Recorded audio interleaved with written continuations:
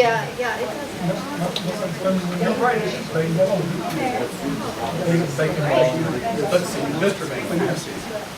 We're going first. Right in line with the camera on your head. So you can't see you from that. Yes, there you go. I think we can put a hanging hat. Oh, sure. Huh? Yes, Hanging hat. make sure she gets it.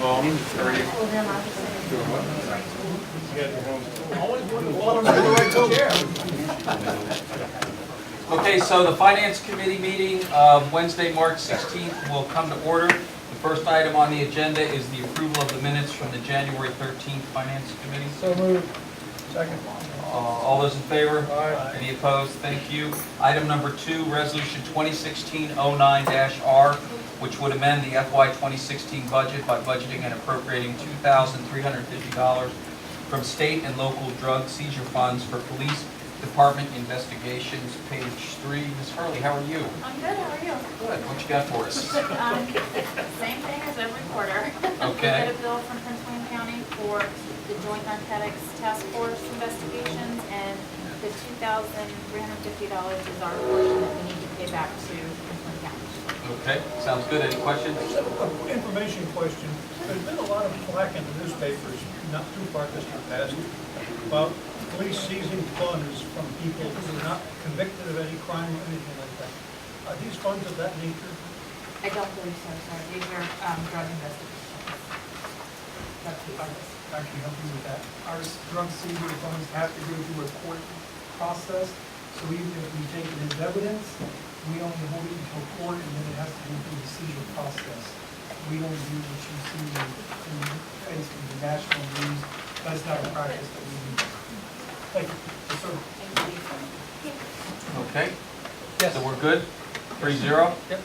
Thank you, Ms. Hurley. Great, Have a thank nice you. evening. Thank you. Item number 3, Resolution 2016-09R, which would amend the FY 2016 budget by budgeting and appropriating $255,940 of general fund contingency and $173,710 of the general fund balance.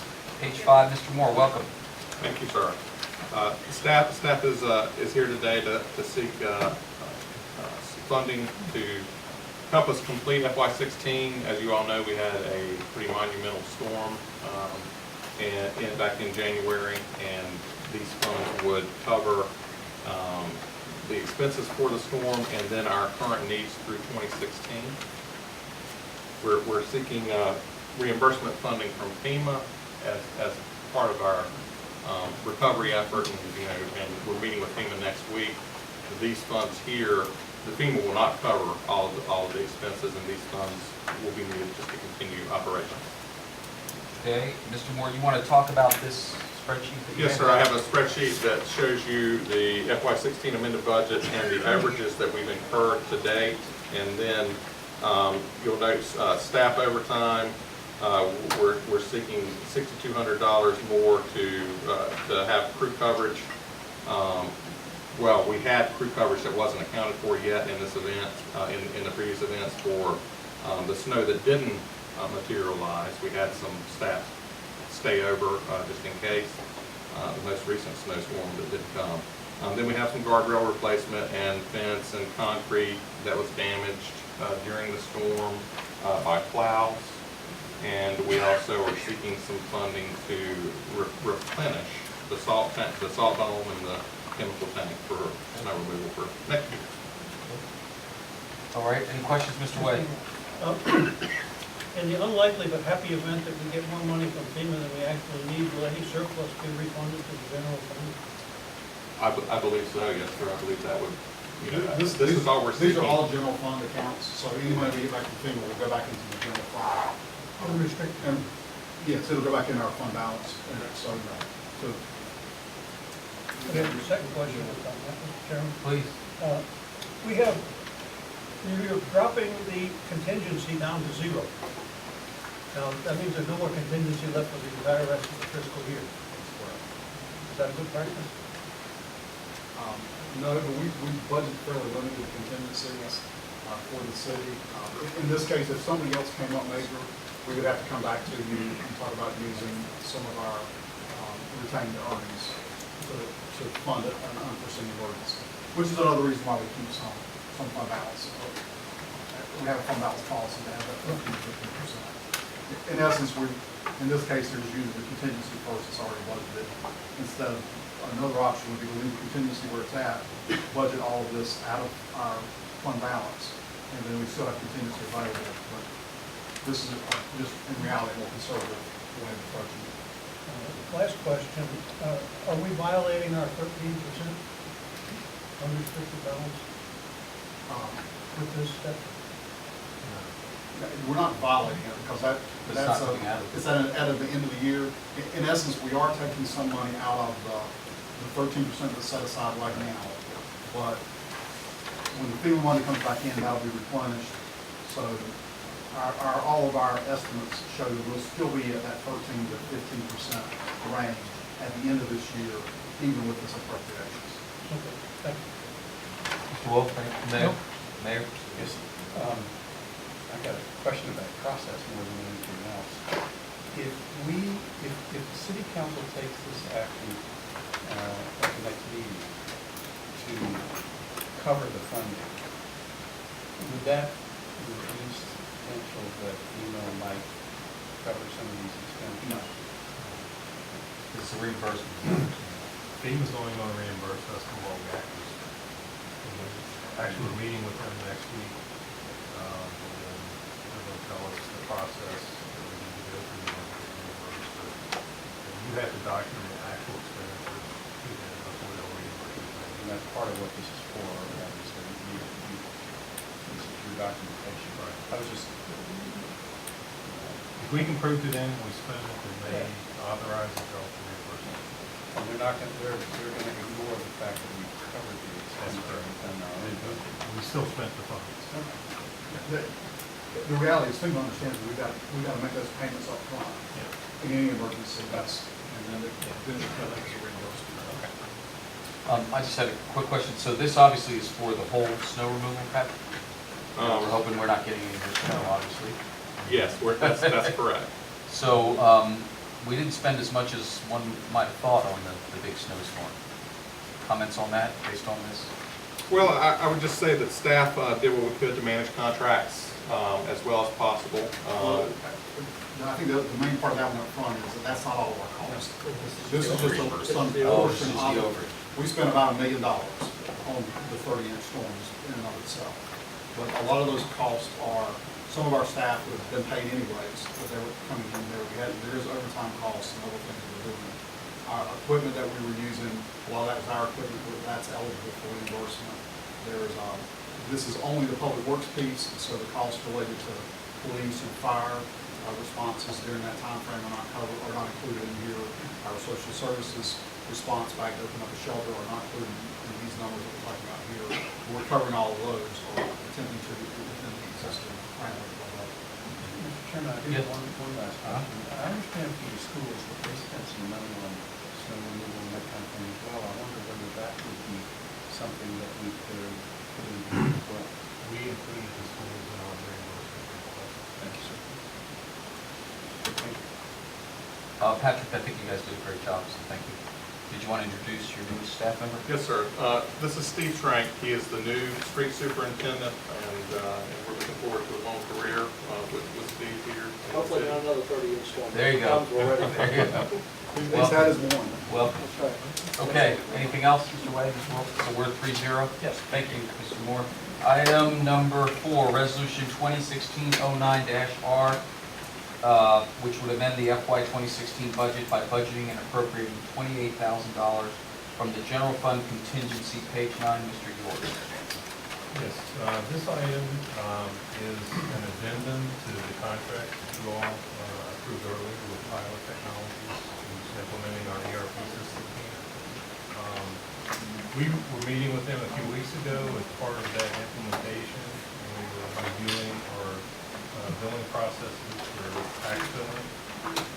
And that happened shortly after Robin announced her retirement from the city. And the consultant that we were working with on the tax implementation, we had a discussion with her, and we felt that by contracting with Tyler for these additional services, that would be some value to the city.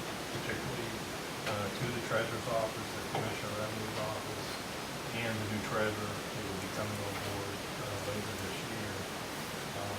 They actually come in, they do a very thorough evaluation of the entire process of tax billings and collections. And a lot more thorough than what they would normally go through as part of the normal implementation of those applications.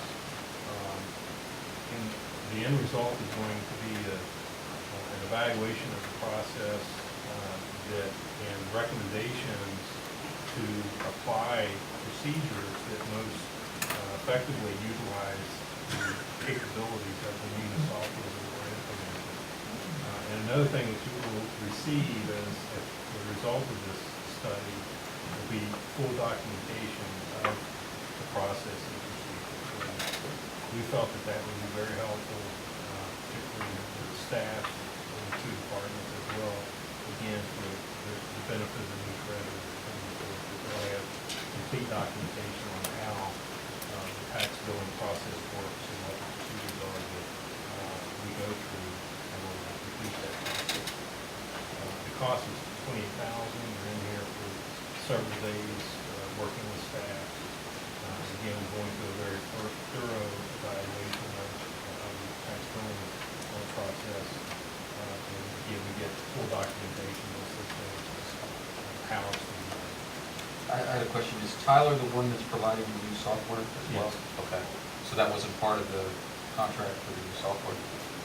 It wasn't initially. They did provide us an estimate of the cost if we should decide to go with this service later on. And again, at that time, we had Robinson, and we just felt that with that departure, it might be a good investment. Take a pretty close look at how we're processing tax bills, and also again, we'll have everything fully documented. So if we do have future staff changes, at least everything will already be in place as far as documenting what needs to be done. Okay. Questions? Mr. Wood? If we disapprove this, will Robin have to stay on? We'll have to talk to her about that. She's not indentured, unfortunately. I think I would recommend approval. Questions? Mr. Wolf? Mayor? I guess I do have a question, and I've talked about this with several people, and it's probably in need of support, but I guess the concern that I have is that if you buy a piece of software, you think you would get the operating manual. And so what's the difference? It's not so much the operating manual, but they are actually going to come in and evaluate how we process the work. It's not just a matter of what keys to push or what buttons to push on the computer, but they're actually going to walk through the entire process from the beginning to end in order to get a tax code generated and as well as when they're paid, how things are processed. So it's just a little bit more in-depth, thorough evaluation of the process than what we normally get during a normal implementation. It's a workflow. Exactly. And we attached some information in the agenda here to sort of describe a little bit more detailed process that they would go through as part of this study. Okay. 3-0? Okay, 3-0. Thank you, Mr. York. Item number 5, presentation of late payment penalty for real estate and personal property tax. Ms. Perkins, welcome. Thank you. Mr. Chairman. Good evening. This evening, we're going to talk about the late payment penalty on real estate and personal property taxes. The penalty for tax has always been $10, 10% not to exceed the amount of tax due. And I actually went back and did some research on this. I have the state statute that supports the penalty that provides the cities and towns the opportunity to actually set those penalty rates and interest rates to call for the due dates of the taxes and things of this nature. So then we went to the city's local code of ordinances where we will see that it sets the penalty and the interest rate for taxes, and basically it talks about the 10%. It's $10 not to exceed the amount of tax due. I think the most interesting thing here is at the bottom, right here.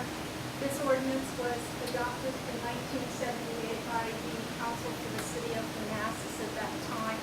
There has been 2 modifications to this ordinance over all of that time, and they both were in reference to the interest rates on taxes and taxes only. So this ordinance has stood since 1978. As you all may recall, we've had numerous people contact you over the last years about the penalty that they had to pay on their tax because they paid their tax the day following the due date. So I went out to my treasurer's website and I threw it out there and said, what do you all charge for penalties? What are you all doing? And I came back with a couple of jurisdictions that didn't say they were charging the 10%. Some said, for the most part, they're charging 10%. But some of them only charge a flat 10%.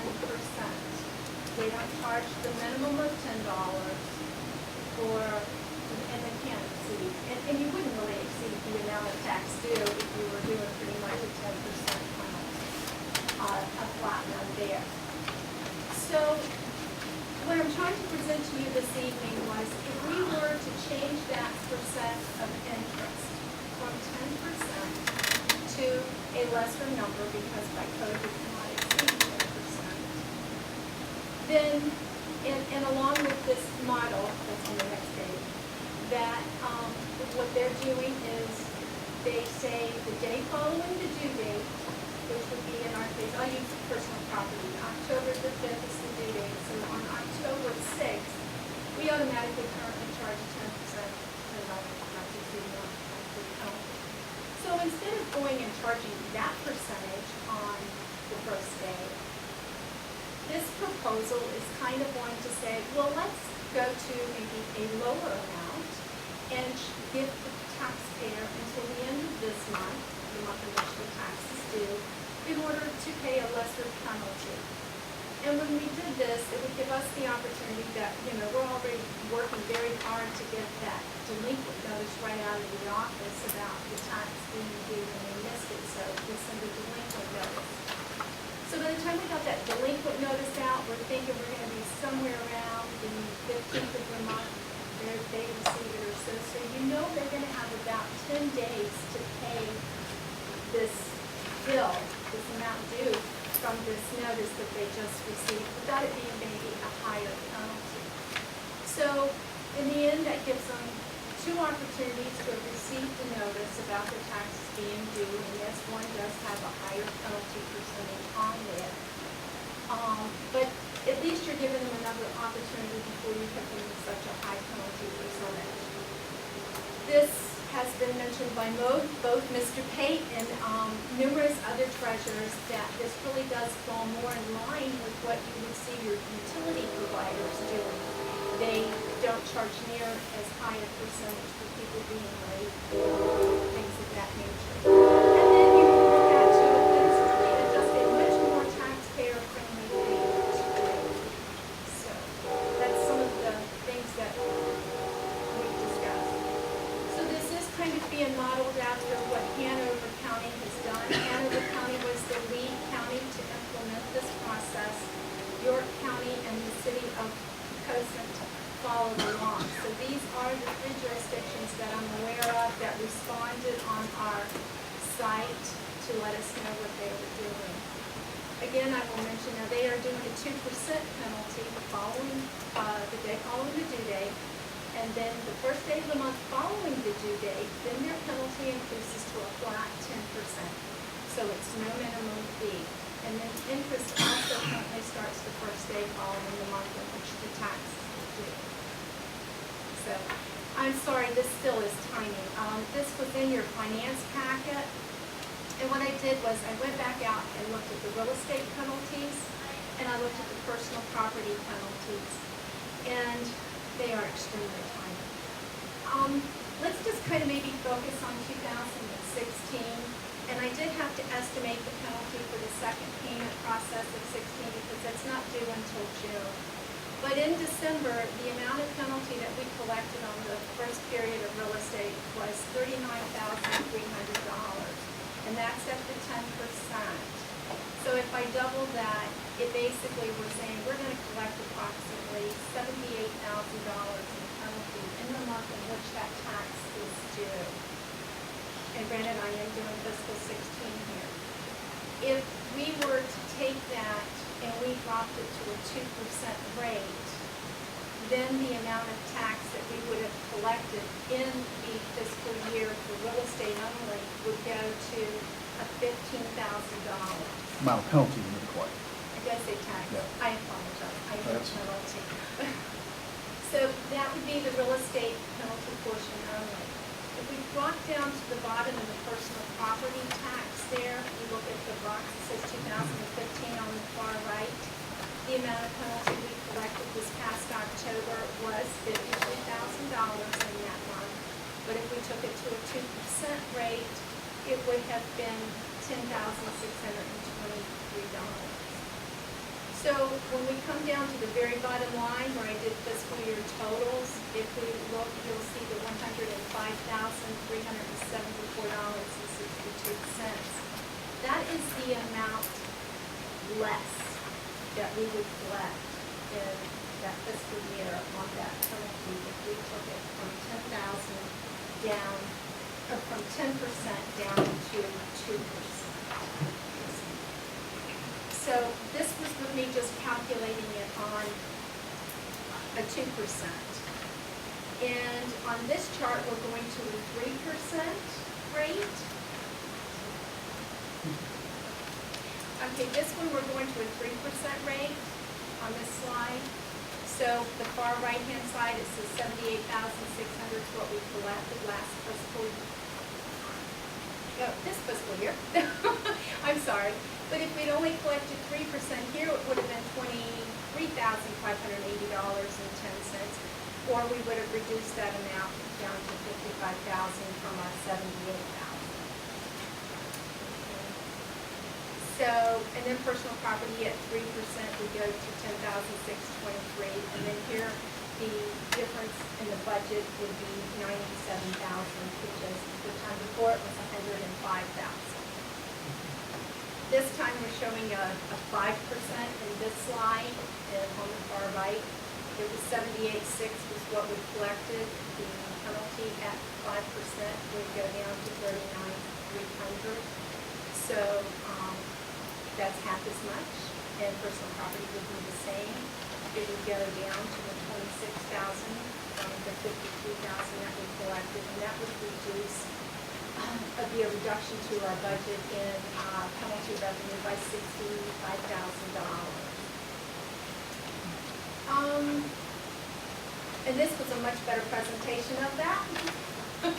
Here you see with the 2%, the 3%, and the 5% the difference for fiscal 16, with the 2, 3, and 6 on that. So, does anybody have any questions so far? You have a recommendation? I feel that this is your decision to make. I will tell you that I think that it is a good approach to think about. I think when you think about reducing this amount, you have to think about, well, one, the idea was put in place because you wanted to, you want to maintain your cash flows, so there was always the incentive to pay on time so you could count on your cash flows as a local government. So you do want to still try and collect that money in the month that it is due as best as you can, but this does seem like this would be a little more friendlier of an option, taxpayer-friendly option to offer your citizens. And it also, if you go back to your 10% minimum the first day of the month following, you have given them an opportunity, an extended opportunity in which to pay this. And I think that should speak a lot for the community in which a person lives. The money goes back to the general fund or into your budget? This goes into general fund. There's none of these tax dollars that ever hit the treasurer's fund. Okay. Comments? I would not be retiring. I think this is a splendid idea. It gets us out of the business of hitting somebody with a 2x4 just because they missed by one day. It happened this last year, and probably has happened more times than that. It puts them on notice. It's kind of like a put on their backside rather than a 2x4 across the nose. The 2x4 is coming if you don't pay up within the next month. So I would think that enhance collection would be beneficial, because we're not really trying to make a buck off of that. We're just trying to coerce people to pay as much as they can. So I like the 2%. I think it's horrible. Actually, all you're doing is you're going to actually defer revenue stream. Because people aren't going to have this, and you're reducing you're taking $100,000 hit to the operating, to the general fund. Let's face it, that's baked into the numbers every year. You're increasing the administrative burden and cost of the extra notices, the change in notices, dealing with that. There's no reason to do this. People are going to get mad at you about this, are going to get mad at you about this. I paid the penalty this year. Because we were about an hour late at that, because we didn't check. So, too bad.